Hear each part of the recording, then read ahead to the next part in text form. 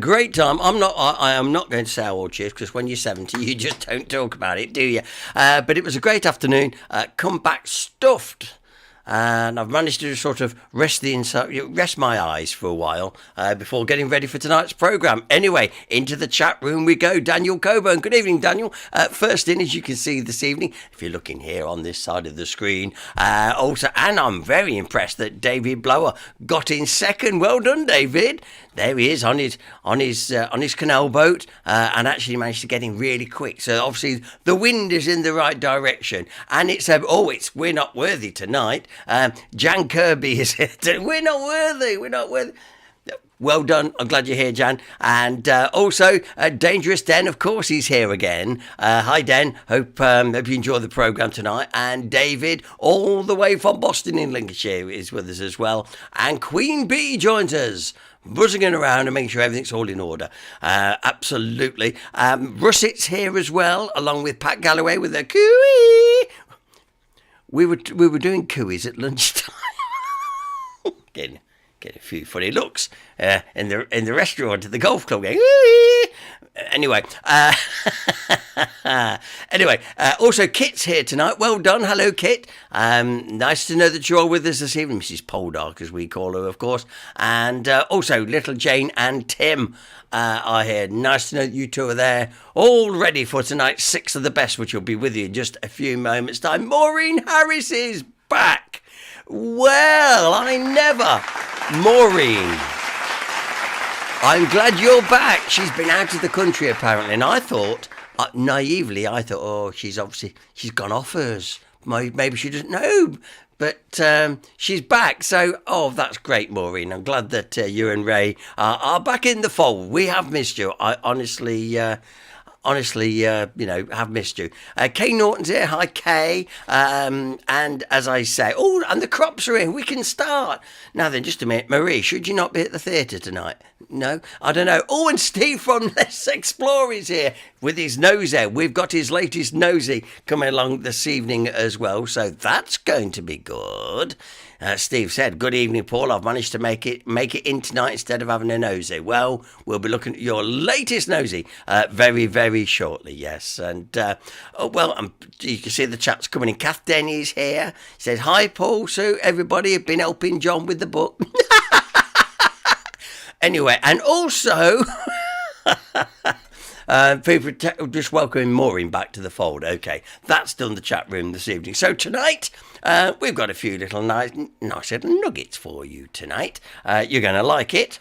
Not a lot, but you're going to like it. The classic ads went down very well last week, so I've got a few more of them to bring to you tonight.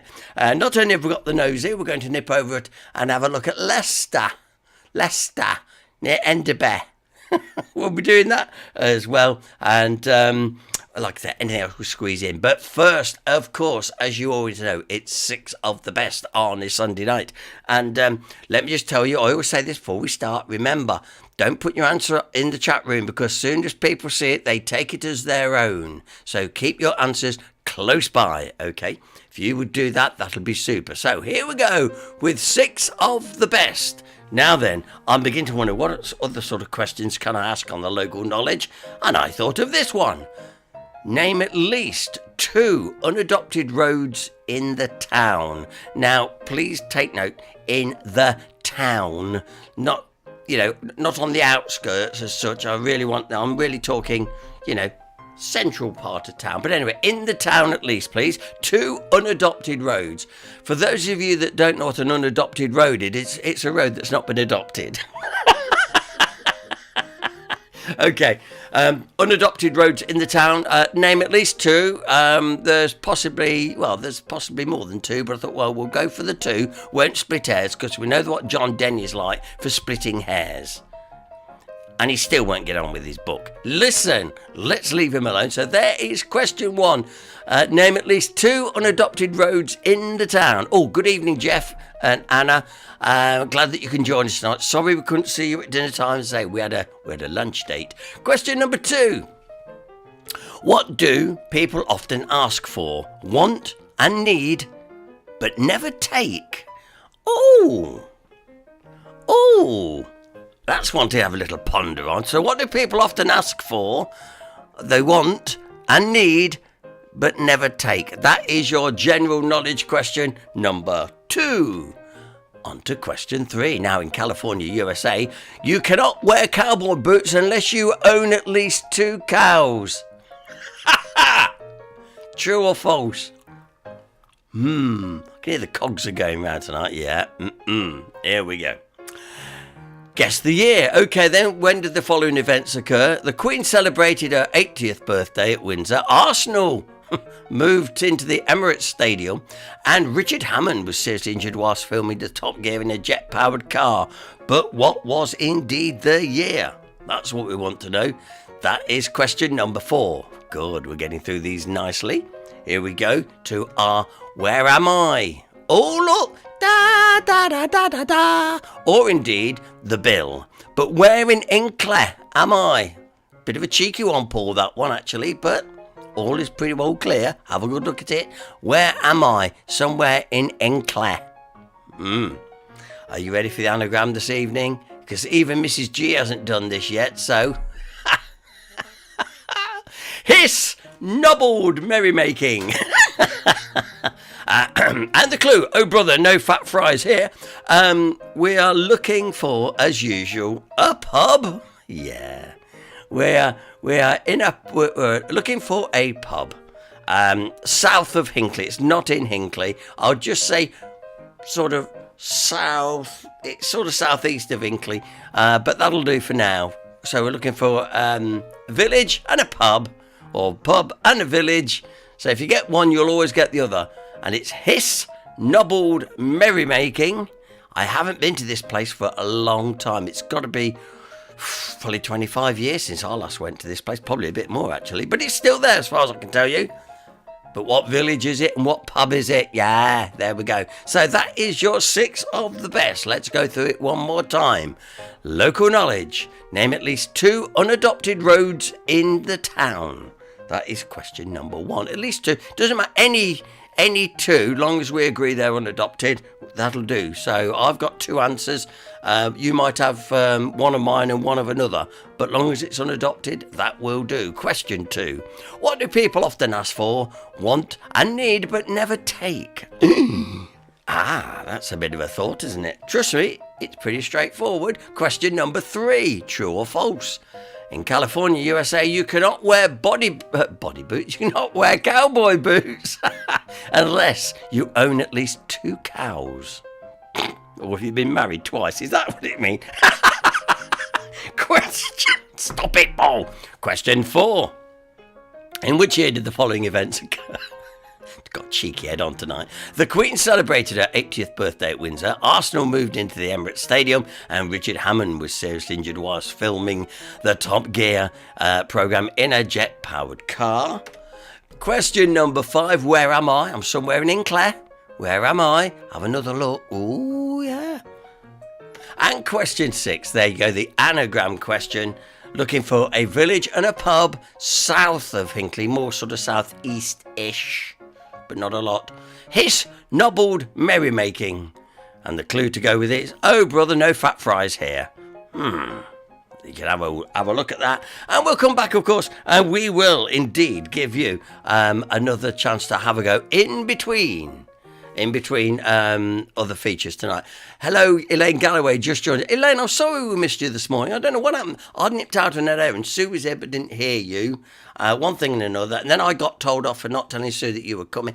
Oh. Anyway, sorry about that. But listen. Now then.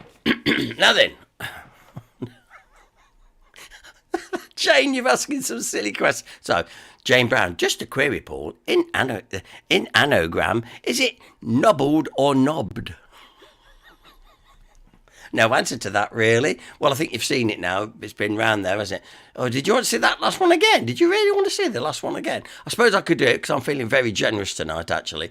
So, hang on. I'll go into reverse gear and I'll put it back on. There you are. Knobbed. It's knobbed. Okay. You're making me work for my blooming pence tonight, I tell you. All right then, okay. So, Got a few features to get through tonight. Like I say, we shall end the evening with a great nosy from our Steve. And it's nice that Steve has joined us tonight. So any fan mail or any messages for Steve, you can chat to him in the chat room, of course. That's good. But as I say, the classic ads went down well last week. Lots of people said, oh, I forgot that one. So I found a few more for you. We're going to do those first. Then we've got a couple of local features coming up as well. So Sunday night with HDPP. Let me just remind you, of course, that it's our bash at Sellers on Tuesday. There is literally a handful of tickets left, but predominantly we've issued more than enough tickets out there anyway. So it's going to be a pleasant evening anyway. We're really looking forward to it. So I hope you are going to come along and join us. Starts at 7:00. We'll all be done and dusted no later than 9 anyway. But it is a very pleasant evening. Get to meet Joseph and the team, and like I say, they'll show you exactly how it all works on it, and it is truly very, very interesting and a very pleasant evening. Good. So that's coming up on Tuesday night. I say, and we only organise one once a year. So if you haven't been and you want to go, if you don't come Tuesday night, you'll have to wait another year, okay? So we literally have a handful, about 6 tickets left. So if you want to come, no problems. Send me a message. Let me know in the chat room there, and we can make sure you get your tickets as well for that. So that should be good. It's not. I only go for the tea and the biscuits. That's all. I've been round a few times now, so I sit there and have the tea and biscuits and chat. But it is a really, really good night. Okay, talking classic adverts. Classic. You ever had a classic advert? Yeah, I did as well. Classic adverts. While we're going to sell sort and while you're working on the anagram and stuff, we're going to go down into the vaults and find some classic adverts. How many of these can you remember? And how many of the products can you remember? Sit back. Let's get back to our childhood. Here they come. Hello, Richard. You're not still on about this bike, are you? I remember when bikes were bikes. Proper mudguards and a cover for the chain. Look at that saddle. They're like sitting on a razor blade. Maybe next year, eh? Yeah. How'd you get on, love? I think I found one. Great. Ropers. Says he'll keep it till weekend. You better give us the address then. Good old yellow pages. We're not just there for the nasty things in life, like a leaky roof. We can help with the nice things, too.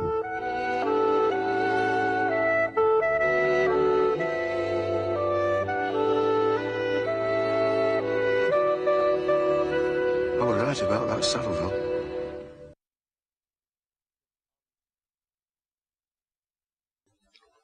You know when you find that you haven't got as much milk as you thought you had, what do you blame it on? The birds dipping their beak on the doorstep? The kids knocking it back on the quiet? Well, I'm told it's none of these things. I'm told it's the Humphreys. It seems that these Humphreys are elusive, shy thingies who devote their lives to drinking other people's Unigate milk, and they go to any length to get at it. In which case, the answer to the Humphrey problem is simple. Order an extra pint from your Unigate milkman, and while you're enjoying your milk as you relax or knit a rug, varnish the Renoir, watch your glass. That is, if you believe that there are such things as Humphreys. Watch out, watch out, watch out, watch out. There's a Humphrey about. So big, so small, so friendly, so right, so early in the morning, right through till night. When you're out, come in, 'cause we are so near, so far. Whatever you need, whenever you need it, there's a spa, not far. So near for sweet, soft drinks or a snack. On your way to work or on your way back. When you're out, come in, 'cause we are so near, so far. Hello? Anthony? Oh, congratulations on your exam results. Grandma, I failed. You failed? What do you mean you failed? I mean I failed. Maths, English, physics, geography, German, woodwork, art. I failed. You didn't pass anything? Pottery. Pottery, very useful. Anthony, people will always need plates. Anything else? And sociology. An ology? He gets an ology and he says he's failed. You get an ology, you're a scientist. Whether it's well done or hard luck, a phone call says a lot. The most brilliant boys, the teachers who are wrong, you know, they can't mark. A lot of them can't see. British Telecom. It's you we answer to. Here, did you know you can now buy these straws containing Humphrey's favourite flavour? And they're only 10p for 3 from your Unigate milkman. All you do is snip both ends off, stir in the powder, and it's ready to drink. Behind you. Here, I'm not falling for that old one again. Here's the Humphrey's favourite flavour. Discover Humphrey's favourite flavour. Get 3 Humphrey flavour straws, only 10p from your Unigate milkman.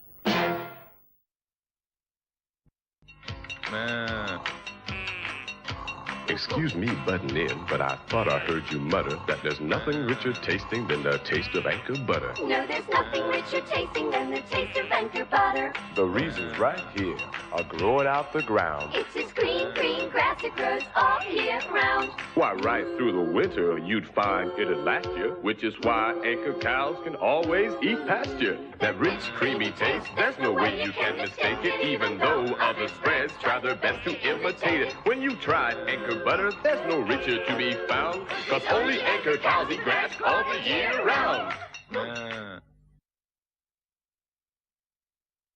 Safeway! Safeway shopping is quality at low prices. On the kind of things you and I need every week. This week, there are low prices for home baking. Biro self-raising flour, 40 pence, and Safeway dried fruit. Currants at 74 pence and mixed fruit at 94 pence. That little bit more at Safeway is a better choice of good food. Safeway! Everything you want from a store and a little bit more. Kev, you're clever. Why do I like Heinz beans the best? Well, you like Heinz because they have this special sauce covering every single solitary bean, which means you always have a perfect combination of beans and sauce. So with your Heinz baked beans, you've got nothing left. Kid, you're catching on. Nothing tastes quite like them. Beans means Heinz. What about a bit of British beef? It's 1 o'clock in Britain. 2 o'clock in Cologne. A bit of British beef makes you glad to be at home. Well, now, Janet, the cameras have stopped rolling. We can sit down and relax for a bit. Did you really think that tasted better? Yes, I did actually. When I seen the adverts, I sort of thought, oh, Did you think they were fixed? Yes, I did actually. Really? Yes, I think a lot of people do. Well, I mean, the thing is, with the children, sort of, my husband, he doesn't like margarine at all. But with the children... Yes, I do like margarine. I know you do. We've actually been cheating slightly because we're still shooting. Oh, you're... In Stock SB. Now there's even more difference to taste.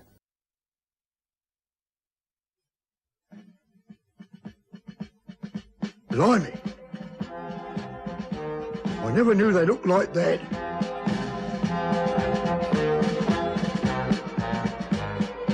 You know what they look like? They're sort of...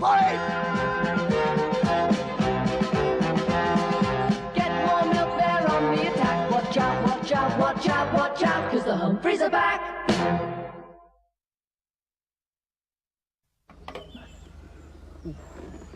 Yes, well, thanks anyway. We should have done this ages ago. Ted should be taking it easy at his time of life, not working himself to the bone. And as for the garden... Oh, hello, is that Jenkins? I need a little help.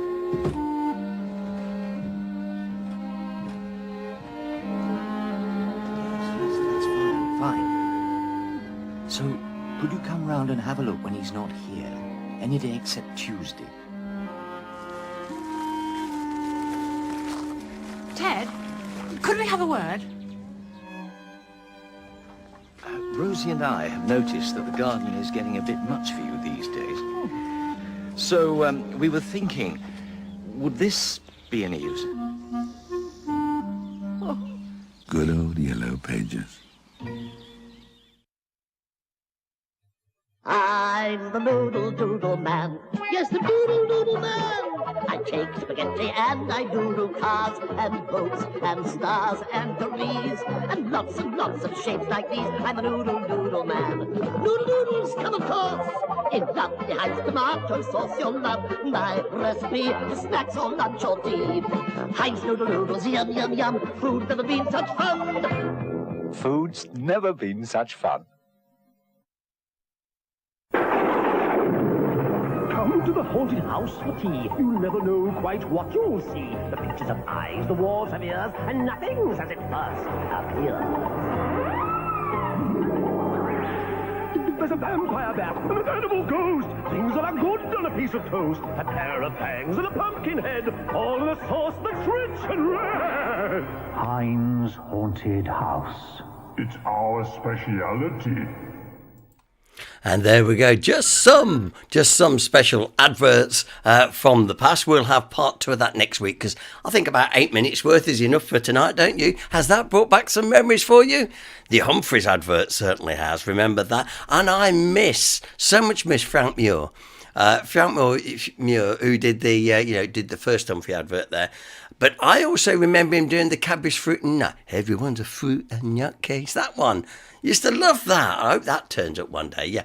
Every mother's daughter is a firm supporter. Don't forget the diver who will eat us underwater. Happy days. There we go. Lovely. Some great memories there. Alan Kropp saying exactly the same. We'll give you some more of those memories next week. Okay then. Before we have our local feature tonight, we've also got to go through 6 of the best in just a few minutes' time. But first, before we do, let's have a quick look over at Leicester. Have a quick look at old Leicester. See what you think of this.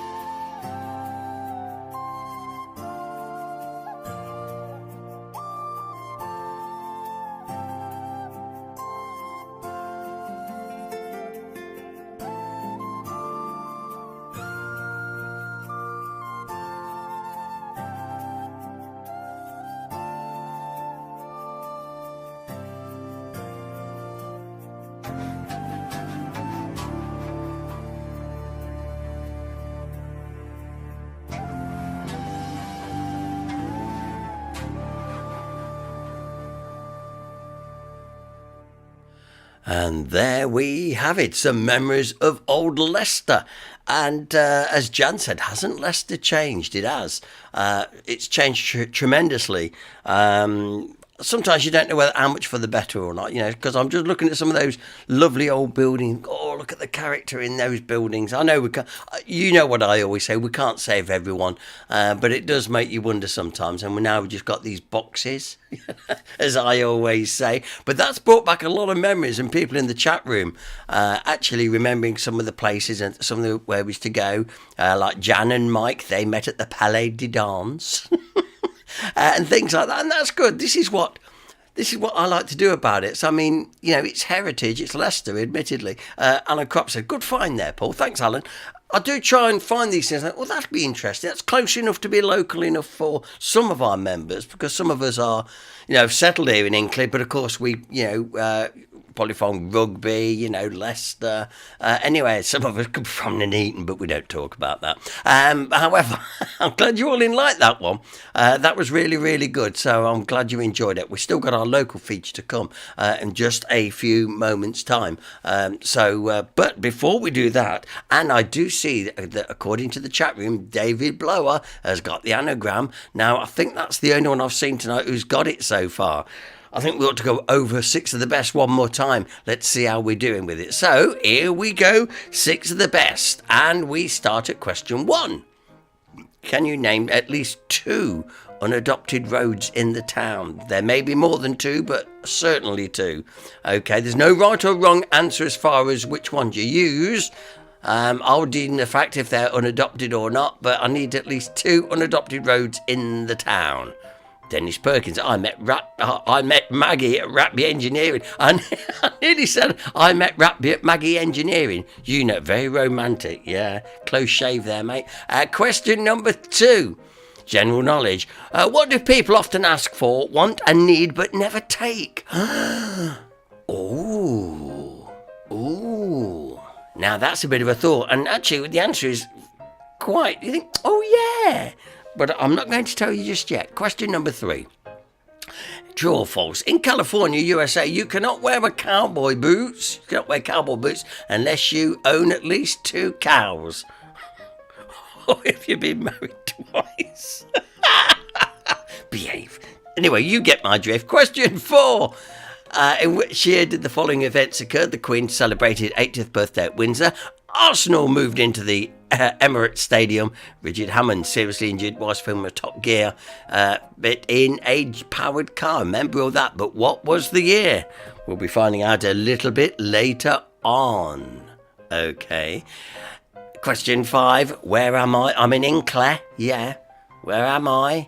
Now I'd call this is a dog's view of where I am in Hinckley, because it's quite low down. This is how a dog sees it. So get on your hands and knees, crawl around a few yards. But which yard is it?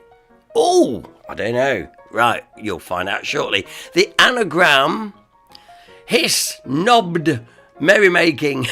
It's the best one I could come up with this time. We're looking for a pub in a village, somewhere sort of south-southeast of Hinckley, and the clue to go with it: oh brother, no fat fries here. It all makes sense, doesn't it, Mrs. G? She did it, you see. There we go. So they are your 6 of the best. We'll be giving you the rundown again, and of course the answers very, very shortly. But we've still got 2 more things to go. And what we're going to do now is we really are staying in our backyard now. So, and by the way, if you're a first-time viewer, because we last Monday evening. Monday afternoon, I was up at Hinckley Park School. I love going up there because the kids are fantastic, and they're Heritage Heroes, which is an after-school group, and for the second time I was asked to go and do a talk to them, and they were really, really good actually, and we're planning another trip with them soon, actually into the town, and I've planned that I'm going to give them a little walk round and point out a few things which I'm sure they will like. But it's great when you go into these places, and sometimes they don't realise some of the heritage that's here, and they're quite amazed by it. And if we can get them interested now, maybe a little bit later on, they will take up the cudgels of our local heritage and keep it going when all us old uns have withered. You know what I mean. So well done to Hinckley Parks. I'm hoping that maybe one or two of them may have remembered to join us for the live stream, although I haven't seen anybody saying hello yet. But I did say, ask Mum and Dad if you can watch, and you can use the chat room if you so wish. But anyway, so and thank you for your likes as well. Liking the videos is very important because every time we go live, and if you subscribe, that's the little bell. Where you just click that, and that means you get notifications when we go live. So you don't need a reminder because it'll ping at you.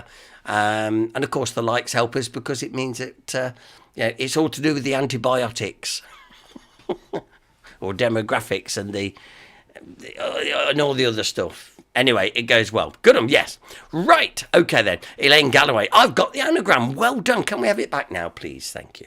Lovely. Well done, Elaine. Keep it to yourself. And Jan, I may have the anagram. Just covering all bases there. Well done. Yeah, well, we'll say we've still got one more chance to go through the questions, but we've got our local one now. So sit back and enjoy. We're going on a little trip just outside the town. We're off to Dadlington. Here we go. This may just look like a normal small village church found in a countryside village. However, Dadlington Church holds a rather interesting and dark secret that makes it incredibly unique. Just a few miles from here is one of the most important battle sites in medieval England, where the Battle of Bosworth Field took place and where Richard III was defeated by Henry Tudor's Lancastrian army. Also a few miles away is a small village named Stoke Golding, where Henry Tudor was crowned Henry VII after Richard III's crown was retrieved from the battlefield.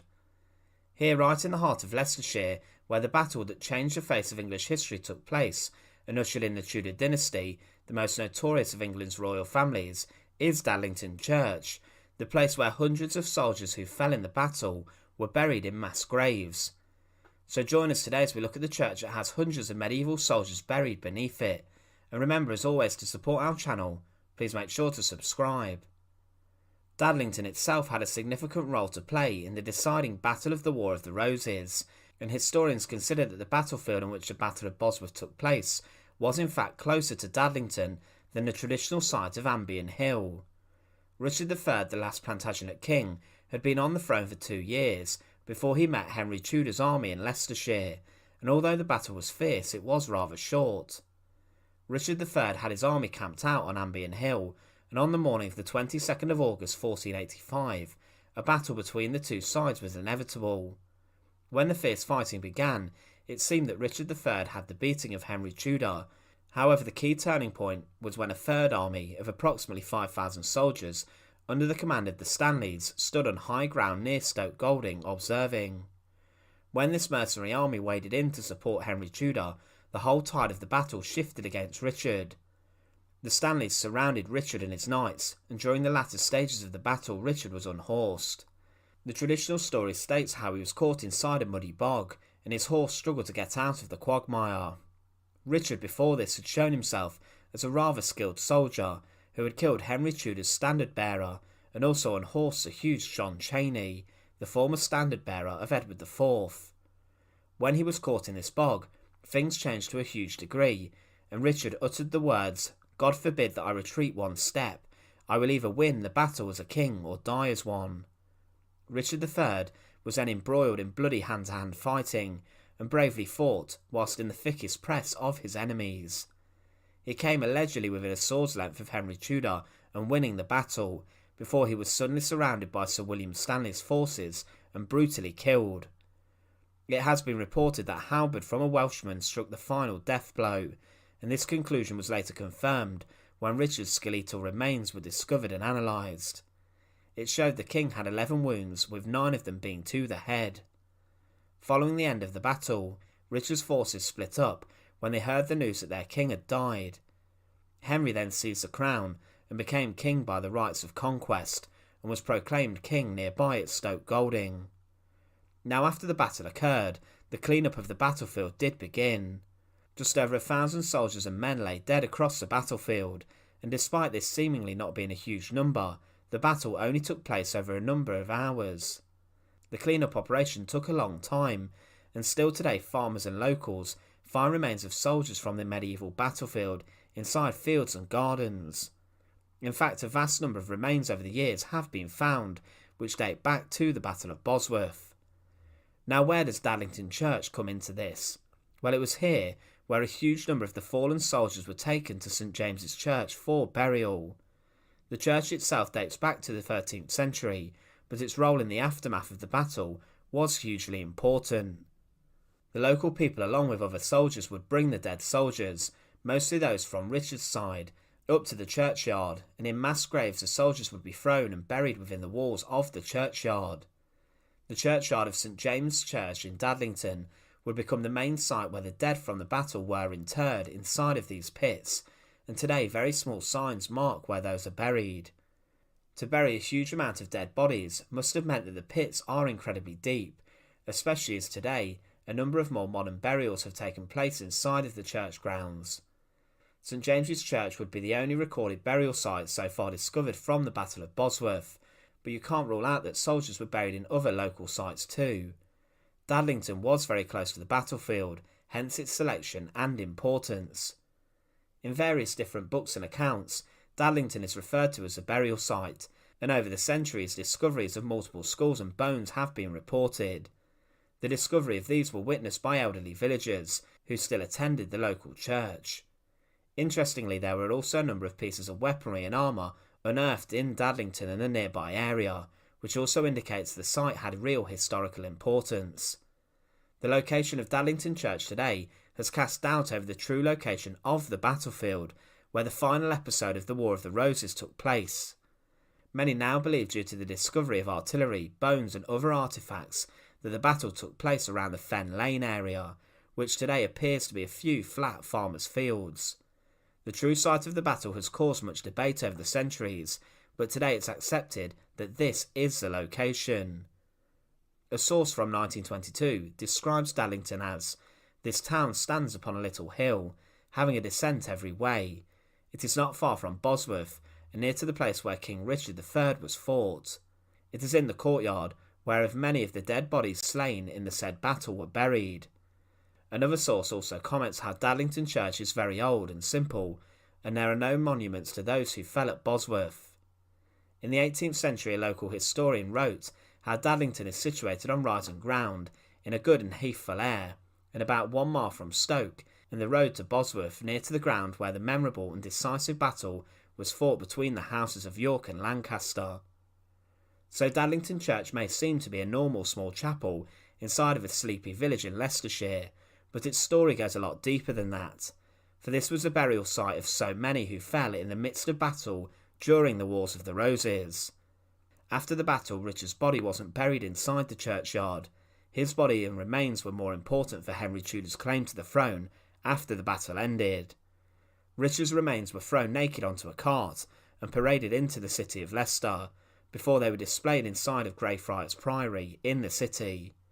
Richard's remains were displayed to ensure the whole population knew that their king was dead, and that the reign of one of England's most infamous kings was over. Once again, thanks for watching. To support our channel, please make sure to subscribe, and once again, thank you so much for watching.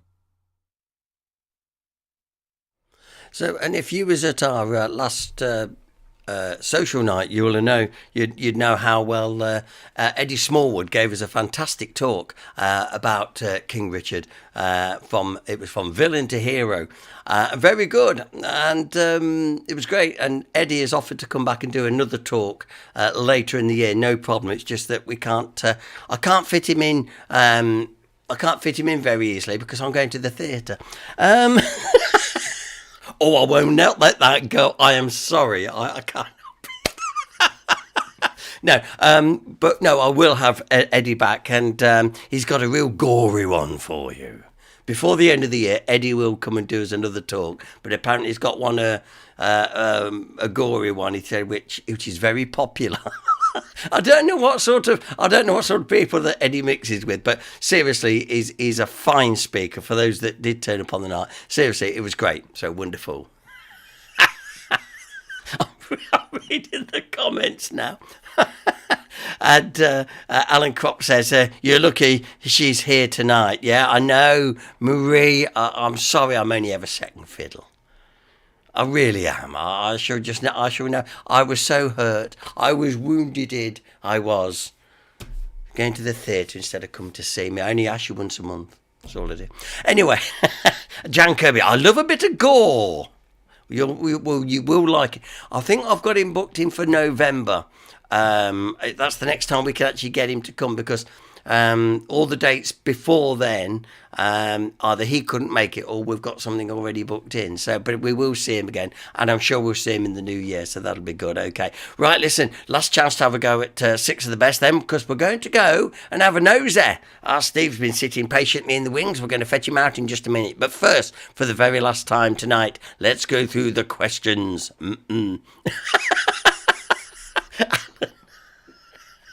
I think we're at that date. Oh dear, I love you guys. Come on.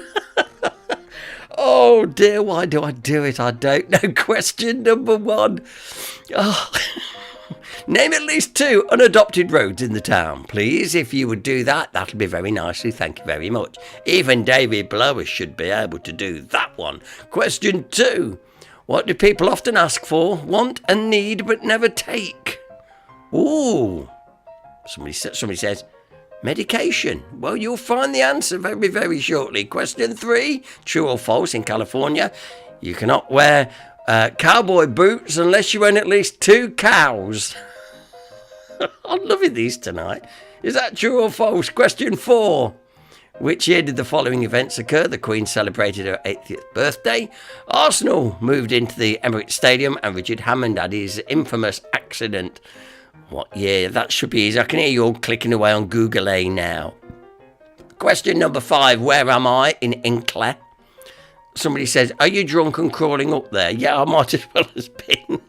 There we go. Where am I? In Hinckley. We'll find out soon. And the anagram. For those struggling who haven't got it. Hiss knobbed merrymaking.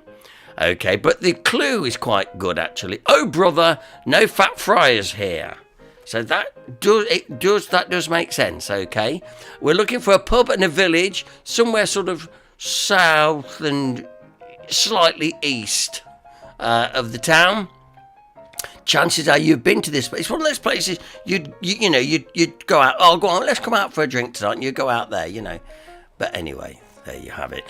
So I'm just trying to help those who've got no idea on the anagram. Chances are you have been. It's one of those places in the country. Oh yeah, we'll take a ride out there that way. It's a nice picturesque sort of ride. Okay, I'm not gonna give no more away. Okay. Oh dear. Right then. Now let's move on just a little bit. Ready for our nosy tonight. And just before we go into that, as I say, they've one about King Richard being defeated and all that. Well, if you was there on the night, you'll know how. Yes, indeed, Richard had got no feet when they found him. So they're saying, was he defeated? Yeah, it's an old Cornish joke, but oh yeah, it's rubbish really, but still, there you go. Right, settle back. It's nosy time. For our for those who may have joined us for the first time, Steve Picker has got a channel called Let's Explore, and he goes here, there, and everywhere. And in fact, I must be honest, Steve, I didn't catch all of last week's broadcast. I was banished to the kitchen to make tea while the film was running, and I haven't caught up with it yet, but I will do, because it did look fascinating, them big pipes and stuff and everything. So, with no further ado, as Steve would say, because it's all no further ado, Steve always says that every week. Let's see how many, I know this week, let's see count how many times Steve says, with no further ado, all right? Let's see how many times, as we go for our nosy this week. Come on, Steve, here we go. This is one of the most beautiful, pound for pound, industrial estates, yes, you heard me correctly, industrial estates you've ever seen in your life. And you might be thinking, yeah, looks really industrial, doesn't it, Steve? Well, what we've got up here, at the top of this hill, at the top of this gorge, is one of the finest industrial estates you'll ever see in your life. And I'm not talking about Magna Park near Lutterworth in Leicestershire. That's ugly. This is one of the earliest forms of industrial estates. Let's go and have a nosy.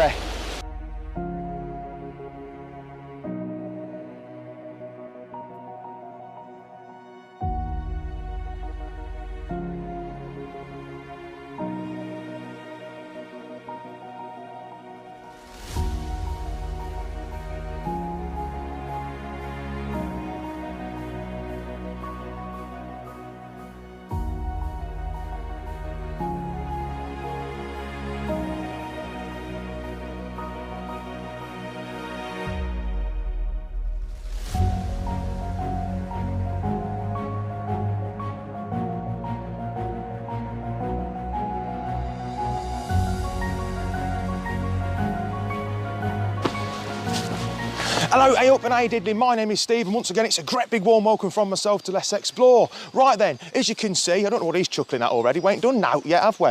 We've got everybody's favourite tribal elder, Mr Delighted Dave himself. You ready to hear first? You certainly did. And to me right, look, to me right to shoulder, we've got everybody's favourite head of hair, the man who's now sponsored by Head and Shoulders and Vosin, we can't keep up with it, he's a multi-billionaire these days, Mr Rare Robert. Anything to say before we kick off, Rob, speaking to the mic? I'm afraid not, no. And hey, to me left, now this chap here with a spotlight on him from God, this is Handsome Adam. Now you have seen Handsome Adam before, he come out about 2 years ago, but I received that much fan mail, I couldn't get in my front door. And nice to have you along, Adam. Thank you very much. I told you you're always welcome. Yeah. Anyway, we've got that much to look at, and you know, I can see the bus loads of people coming from Paul S. Winston coaches now just to see Adam because he's in the neighbourhood. Let's go and have a nosy, let's go. So in this week's video, we visit the town of Matlock in Derbyshire, and what a stunning place this is. And on the eastern edge of the town is a little pocket, a little place known as Lumsdale. And it's the most beautiful place in the world. There's a stream, a brook that runs through it known as the Bentley Brook, that used to power a former industrial complex of watermills. It's the sort of place this is, you know, that if you was a poet or an artist, I think you could draw inspiration from it. It's that beautiful, you know, how the water just cascades through the place. And it really is something like a scene from a J.R. Tolkien novel, you know, The Lord of the Rings or something like that. Anyway, without any further ado, let's go and gawp in awe at this former water-powered industrial complex. Let's go and have a nosy. Right then, so this is our first port of call in today's video, and what you see before you here is a very well built, very well constructed mill dam. And I think this was built in the 1780s. There's actually an information board over there that I've just been looking at.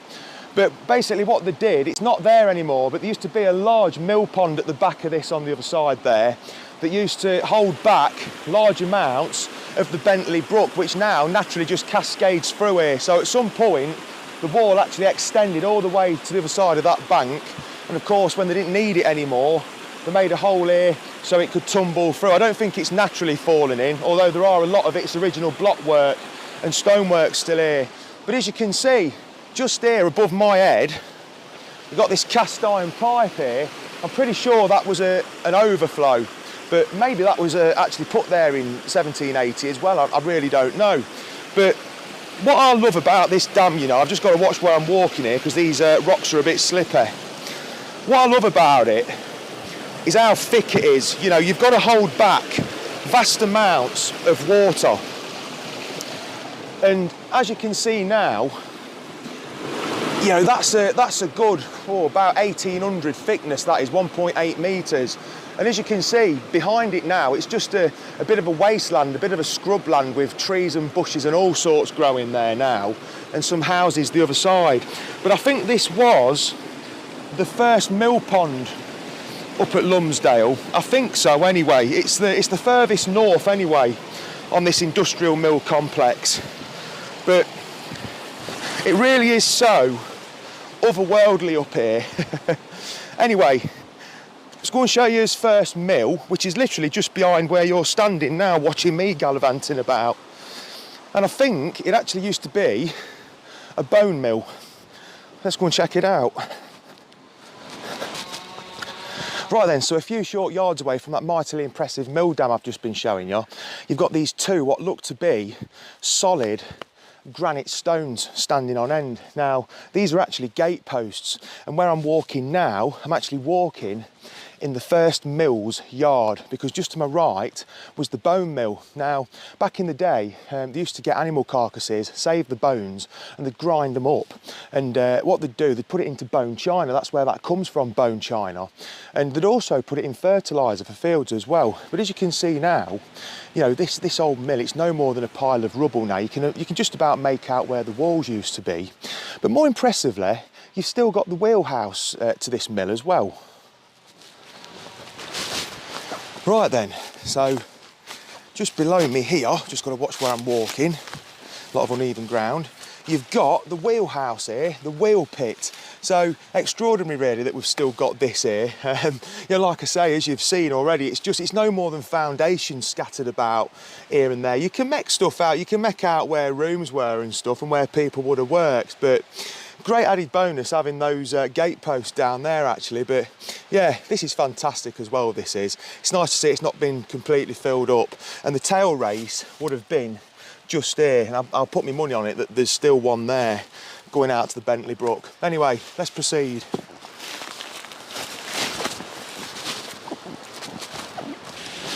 Right then, so you've got this beautiful mill pond here, an actual pond with water in it, unlike the first one. And just over there, you've got a lovely stone-built bridge. It's a lovely scene, isn't it? Now, just behind where you are actually at the minute on top of a dam that's holding all this water back. And the water is actually cascading over a weir over there. Now, there used to be some sluice gates there that I want to show you. And then after that, what we've got behind you is an amazing setting. It's like something out of a Tolkien novel. But let me show you where the sluice gates used to be here. So the gates aren't here anymore in their entirety, but there are still components like this here. So what they'd have done, they'd have wound the actual gates up at this point, lifted them up or dropped them, and if they were lifting them up, they could hold them in place here. See that there, where that goes into those teeth there. And as you can see, beautiful weir here. It's a massive drop off. I mean, just look at that. And then you've got the mill ruins down there. But you can see where the sluice gates used to slide up and down at this point. So over there, up and down. And then you've got the same here. But of course, at this point, I am walking across a dam, as you can see. And just over here, look, you can see a bit of an overflow pipe there. Now, whether they're actually letting water out at this point to actually go into this mill here, and I'm going to show you down there in a minute, because that is a wheelhouse. So whether the water, I think the water was probably coming from this pipe actually down to there. Anyway, let's go and have a nose there. Right, so this first mill that I'm going to show you, this is actually the old sawmill.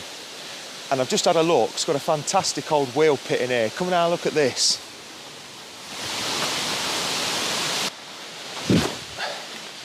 Absolutely incredible. You know, one of the most beautiful places I've ever been to, this is. And I mean that. Look at the stonework. It's absolutely amazing. So you can clearly see here where the wheel used to sit. Really rounded here as well. So yeah, large wheel pit this is by the looks of it. Extraordinary. And of course down here you can see the tail race. Incredible.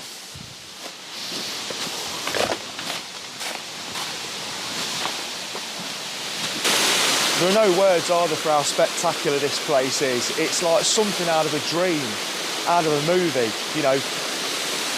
Because of how beautiful it is, I don't think I could actually imagine anywhere as stunning as this.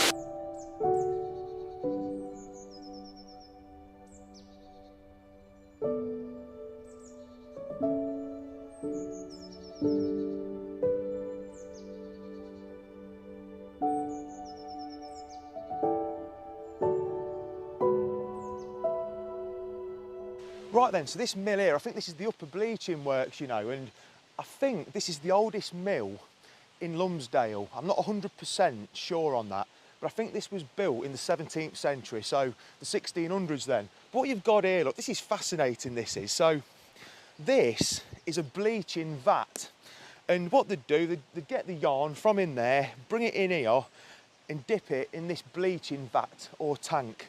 Fantastic. There's also a lower bleaching works that we'll look at a bit later in the video as well, but absolutely extraordinary place. Anyway, let me show you around here.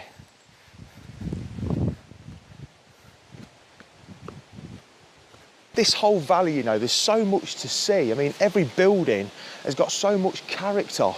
It's just busting with life. Although, you know, they're in a ruinous state, they're just, for me, I see through my eyes, just absolute, you know, just busting with life, the whole place. And you want to see this wheel pit down here, folks. Unbelievable, Jeff, I tell you. That is absolutely fantastic, isn't it? And See that dark hole down there? That's the tail race, where the water would have left the site. But tell you what, it's insane to think that this place was built in the 1600s, and you know, this day and age, I mean, I work in the construction industry, building houses and new roads, and you know, the mistakes we make sometimes, and I'm not saying that these didn't make mistakes, but when you consider if you go along with the historical narrative on everything, and you're told that most things were done with the bare hands of men, assisted by a little bit of machinery like cranes and stuff, you know, or derricks, then it just boggles the mind and amazes you even more, don't it? But of course, you've seen the wheelhouse already. That's just on the other side of this wall, and there was probably a bit of kit here, you know. Actually, there's a bit of a hole in the floor here. I'm not sure actually, but amazing. And you know, if walls really could talk, it'd be incredible. But I mean, look at that wall here. Look. I mean, look at the thickness of it.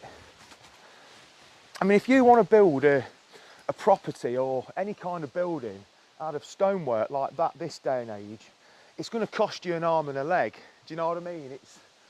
We really don't build anything like this anymore. I'm probably going to say that a few times in this video, to be honest with you, but I'm in love with this place.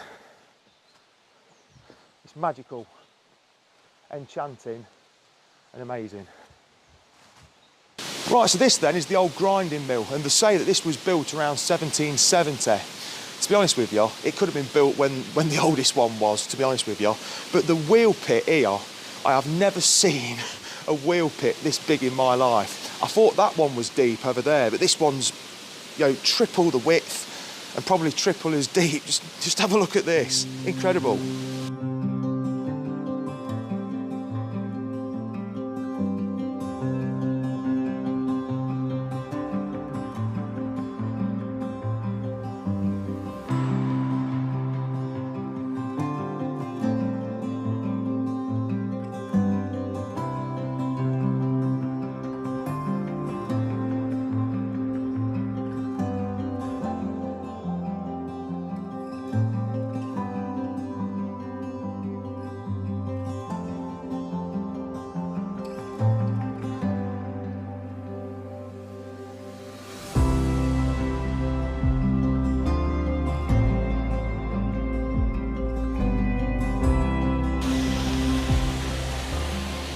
Right then, so it's absolutely extraordinary how this place works, you know. So you got this mill here, that's the one with the immense wheel pit in it that I've just been showing you.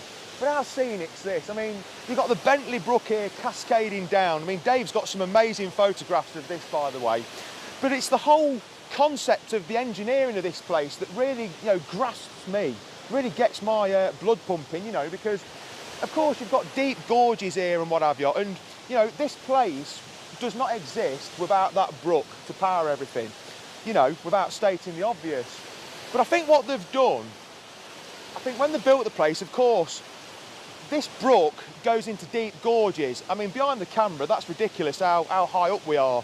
But I think what they've done, the mill pond near the upper bleaching works, obviously they build a certain head of water up to a certain level, and then what they do, the first mill, I think the water goes to that mill, then it recycles itself, goes to the next mill, then to this one, and then it ends up actually going back into the Bentley Brook here and down there to the lower bleaching works where we'll go to next. But I might be wrong there with how I'm trying to explain it technically, because I'm not a very technically minded person, to be honest with you.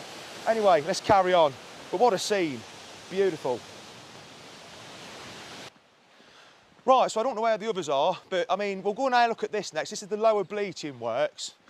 It's well, it's a bit confusing here. I'm not really sure why these windows are actually blocked up. Very strange that. It's like there's a secret or something, do you know what I mean? What are you doing here? Waiting for you. Indiana Jones, what do you mean waiting for me? What are you doing? Who are you here with? No one. No one? Just what, you just drove all the way up to Lumsdale, Matlock, for a tin of Guinness? Indiana Jones, everyone. No, in truth, I've got to be honest with you, I've had to film this twice. So we're actually out going somewhere else for a video after this. So here he is. This proves that me and him haven't fallen out or anything, because you ain't seen him for ages. Not yet. Not well, no, not yet. There's always time, isn't there? There's always time. Well, we've got Delighted Dave here to wind us all up, haven't we?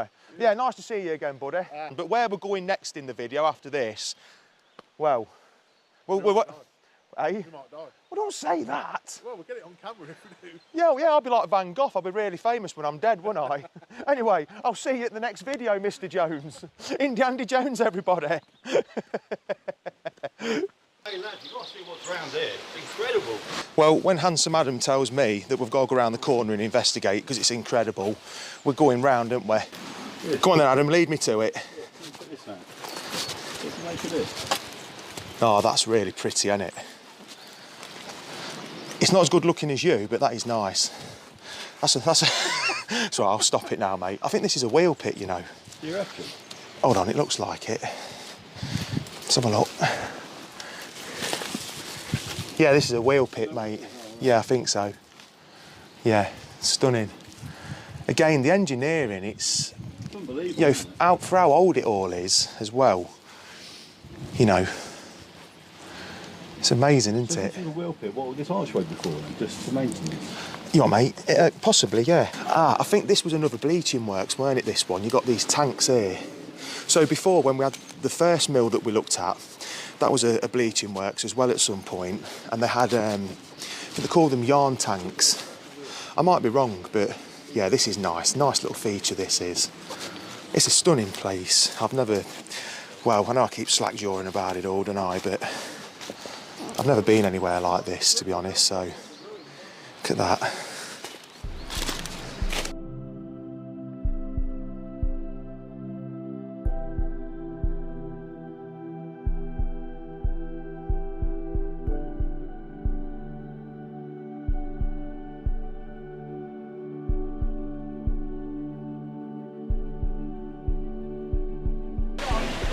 Right, so you've got this beautiful old culvert here, stone built, that goes beneath the road, that brings the Bentley Brook beneath it. It's a fantastic structure. I'm looking forward to showing you this. I couldn't film it last time we come here, I haven't got a torch.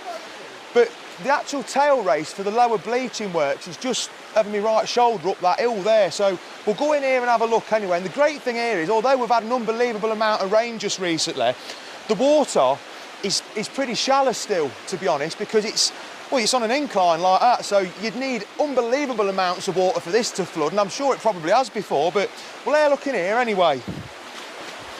It's a great culvert, Dave, this. Like it's been built in stages, isn't it? Right, Dave's getting all excited, and I know why that is, because, as I've mentioned to you, we've got the tail race of the lower bleaching works, and I've just got to watch where I'm walking.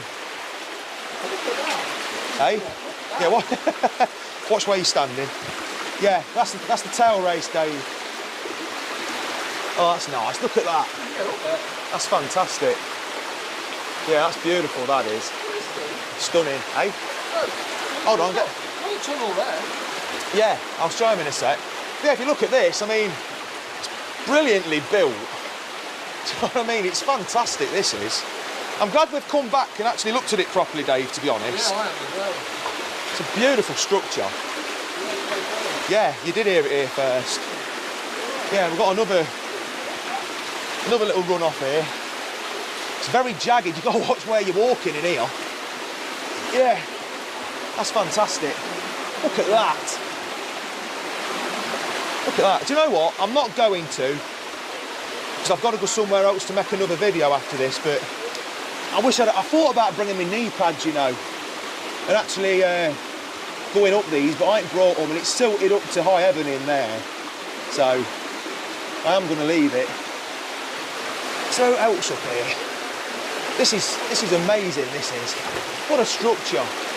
Tell you what, lads, what an extraordinary place we've explored today.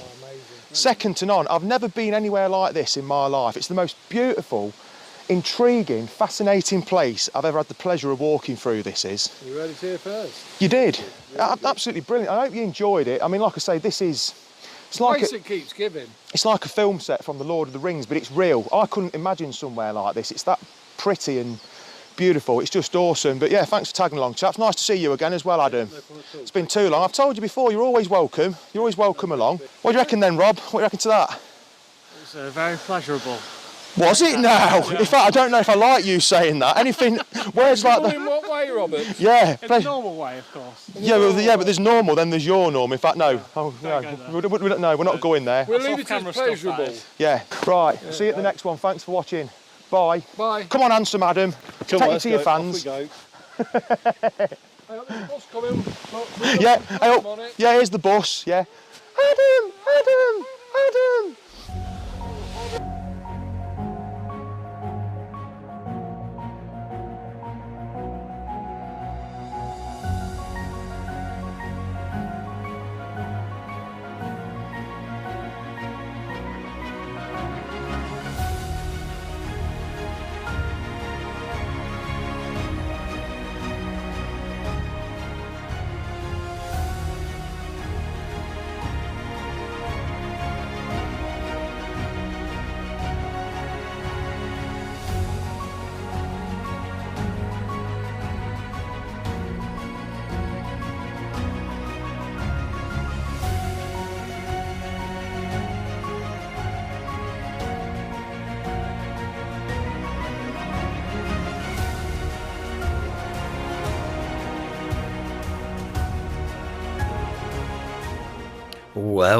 Well, I think it's fair to say, I think that's one of his bestest ever noses. And he's done a few bestest evers, but I think I have to say that is up there, mate. That's in the Premier League, that one is definitely. And as you can see by the comments on the screen, how many people have really enjoyed that fascinating place.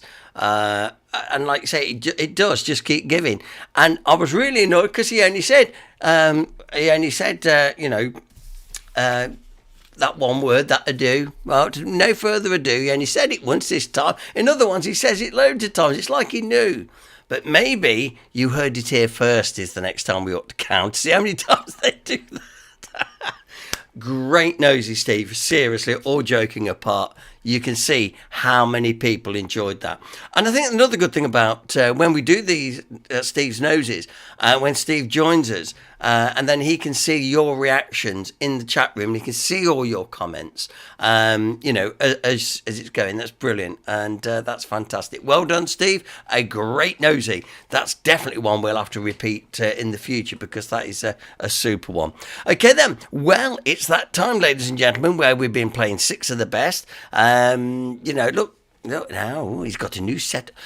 Steve says he's got a new setup. You got a new set. My videos will be better. I have a new setup. Allow me to record more and store more footage on the day.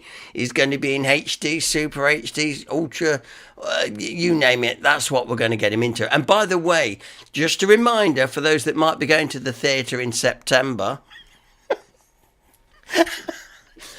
Mr. Nosy himself will be with us for our September meet in September. So I'm giving you all plenty of warning. I can hear him. Oh, we are going out that night. I can hear him now. No, seriously, Steve and all being well, Dave will be there on the night and a night with Mr. Nosy. It was great last time, wasn't it, with Steve? And he said he would come and have another night with us. And it'll be 12 months. Come September since we last seen him. So there we go. Brilliant. Put it in your diaries now so you don't miss it. Yeah. So that'll be really good. Great. Keep those comments coming, please, because Steve likes them. In the meantime, it's time to give you the answers to six of the best. One or two people have got the aniogram. I'm going to be really interested tonight to see how we all do with it. But, Jan Kirby. Now you're winding me up now, Jan. I'm making sure I book my holiday around that date. Ooh. Okay, actually, I'm going to put my 2 penneth in here just before we go to the answers to the six of the best. July. I'm giving you plenty of warning now. Because, I ain't going away that day. In July, by the way, we probably won't have a social, or you people can meet for a social. Sue and I will be away for the July social. We're taking our grandchildren, son and his wife away on holiday. So we won't actually be in town for the social on that night. Now, you can still all meet if you want to. But if you're not interested in meeting, then I can tell Louise that if she needs to let the room, she can do. So we won't be meeting. Well, we won't be there on the July social night. We're going to be away, just so you know that right from now. Okay, lovely. Yeah, we're off. We're going to the theatre when we're on holiday. No, stop it, Paul. Get on with it now. It is 6 of the best. Come on then, let's get through it. 6 of the best. Yeah, Alan Crop. We're looking forward to the July meeting. Oh, I love you guys. You kill me. You really, really do. Anyway, here we go then. So, okay, let's get a bit serious now. Right then. The question number 1, I was asking, name at least 2 unadopted roads in the town. Dave B. Ooh. Dave, Dave B. It says Clarence Road, Parsons Lane. Well, used to be, mate. Used to be. Okay. Used to be. Parsons Lane has now been properly done, and so has Clarence Road, Dave. But I see where you're coming from.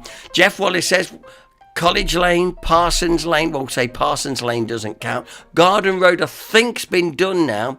Woodgate Road is 1. So, Jeff, I'll give you 1 there. Spa Close and Glen Bank. Now you're cooking, says Jane Brown. Jan Kirby, we love you really. Oh, thank you, Jan. First time anyone said that to me. John Denny, Parsons Lane, Gladstone Terrace. Right, well, John, you've got 1 right out of the 2. Because Parsons Lane it is fully tarmac now. It's not, I know why you're thinking it, but it is tarmacked all the way around now.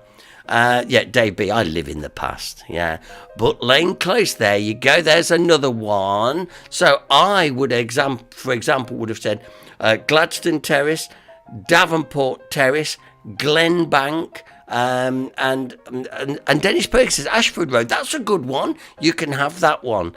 So whatever you've got there, you can go for. That's all right. Yes, you see, good. Look. So if you've named at least 2 valid ones, I will not take Parsons Lane, for example, or Clarence Road. Sorry, Dave, because they used to be unadopted, but they're not now. Okay. Right, anyway. John Denny, I have more, but they've been said. You see, he just sits there so smugly, he does. Can you remember when John Denny used to come to our social nights? Yeah, I remember that. Anyway, moving on. Question 2. General knowledge. Now, what do people often ask for, want and need, but never take? There's another good one. Ian Roberts, by the way, Hayes Lane. That's a good one. Handsome Close could be. I think they've done that one now. I'm not sure. Jane Brown has put down for answer number 2, advice. Yes, you are right. Advice is indeed the correct answer on that one. Yes, advice. David Allen, information. Hard look. But actually, in a way, David, you're right by saying information, but advice is the actual terminology. So if you got that, give yourself another point for number 2. Question number 3. And I know you all Googled this one. In California, USA, you cannot wear cowboy boots unless you own at least 2 cows. Is that true, or is it a load of old bull? Let's see what people say. Jane says true. David Allen says false. John Denny, true. I'm just waiting for a couple more. Jan Kirby, false. Russick says false. Daniel says tulse. Dennis Perkins, false. Maureen Harris, false. Well, believe it or not, the answer is absolutely true. It's true, I tell you. Yeah, you cannot wear cowboy boots unless you've got at least 2 cows. There's so much I can say to that. So there you go. It's true. You've got to have at least 2 cows if you want to wear your boots. So keep your boots on. Moving on, guess the year. This is the year the Queen celebrated her 80th birthday. Arsenal went to the Emirates Stadium. Richard Hammond was in that infamous crash. But what was the year? Right then. David Allen, 2006. Jane, 2006.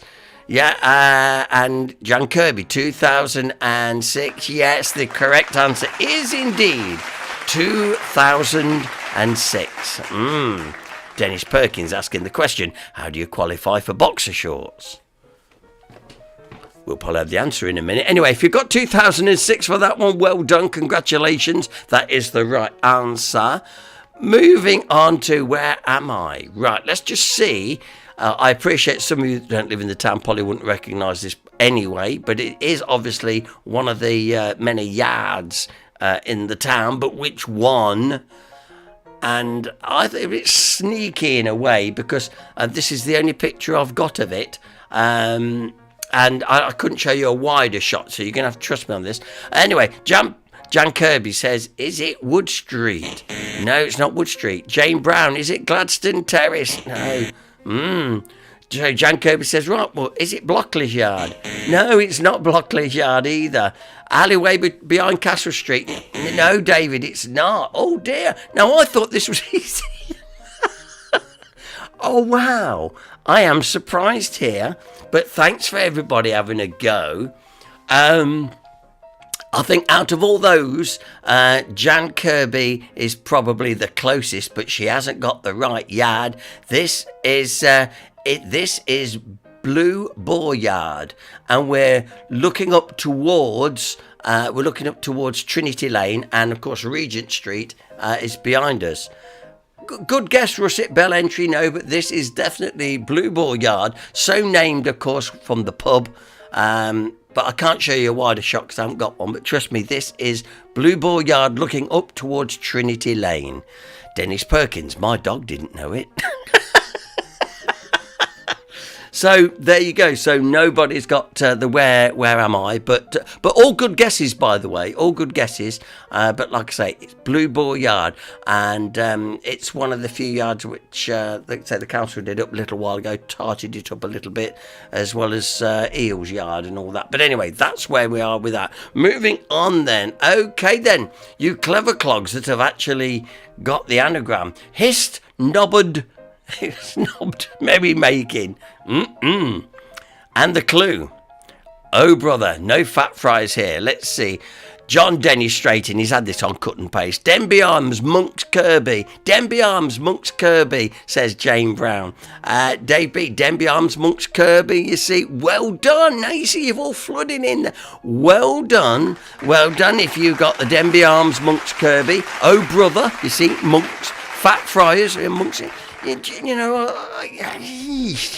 well, anyway, well done.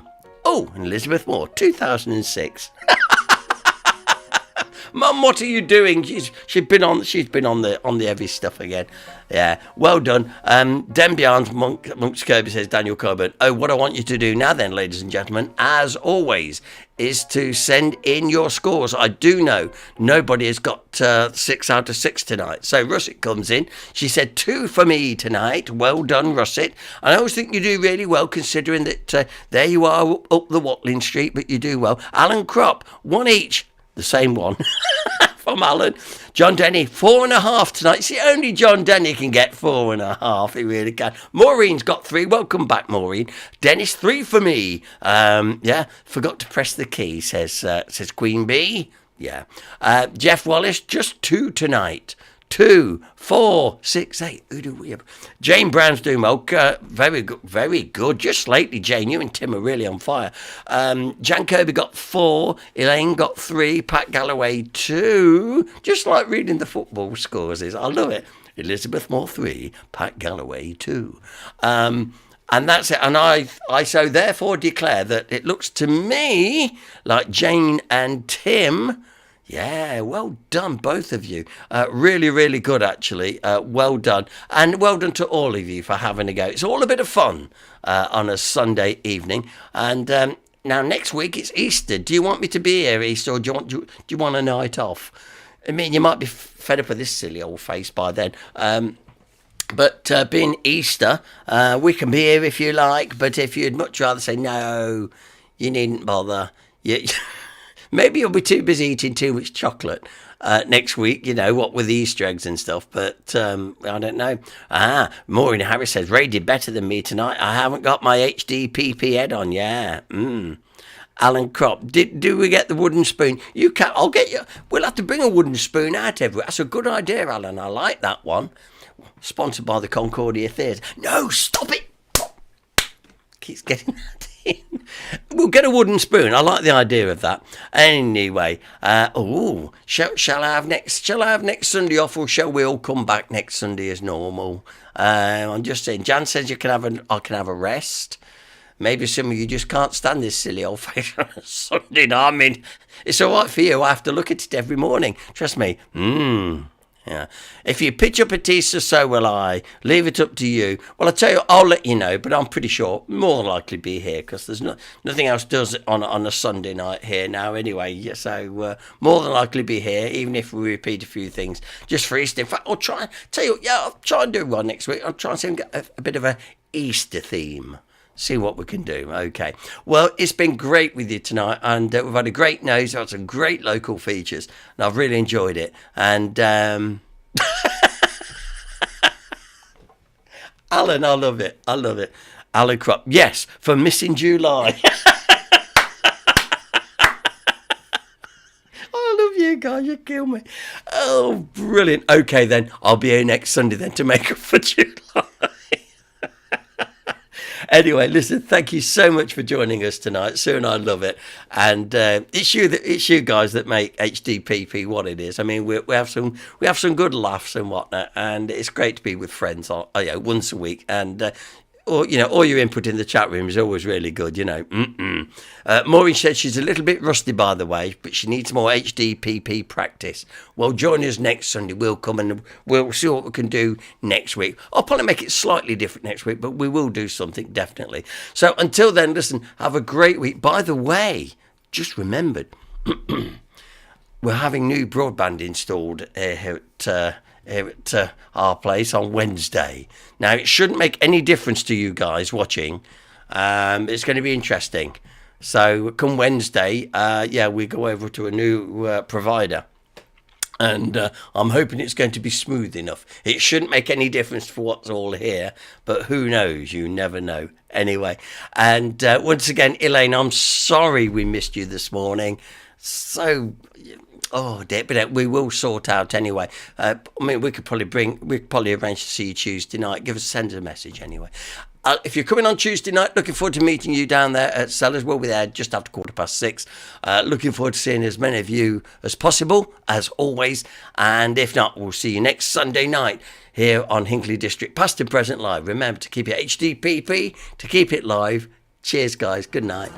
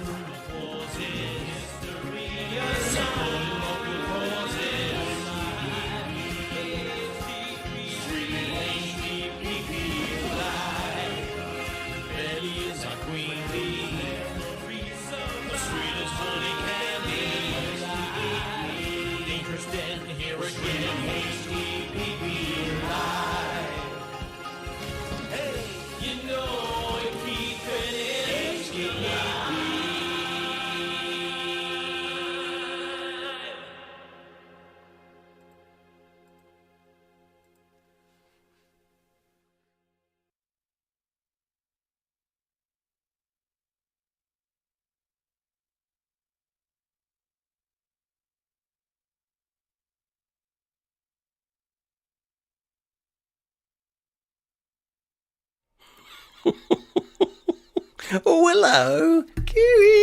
Yeah, we're back.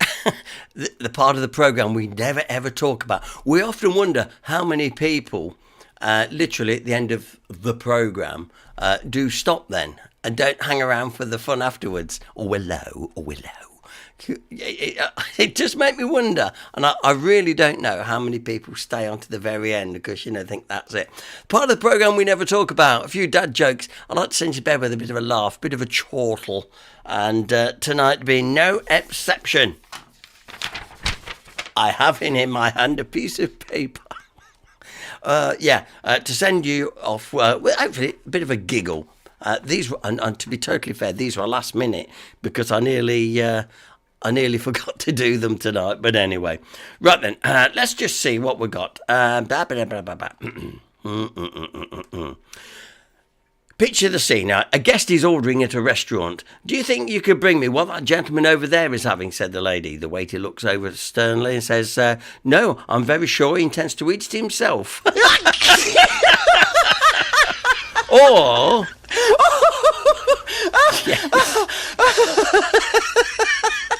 A kangaroo can jump higher than a house. Of course, a house can't jump at all, can it? I mean, it's obvious. And... I like this one. Wife. Okay, that's it. I'm leaving you. You're so childish. Husband. Well, good luck with that because the floor is lava.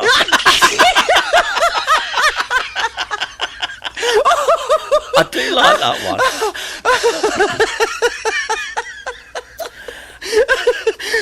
Yes, wait a minute. A clairvoyant says to a man, I can see you are the father of 3 kids. The man smiles smugly. No, I have 4 kids. The clairvoyant says, that's what you think. And the next one is food for thought, actually. When I see lovers' names carved in a tree, I don't think it's sweet. I just think it's surprising how many people bring a knife on a date. That's it. Take care. I will see you next time. Bye-bye.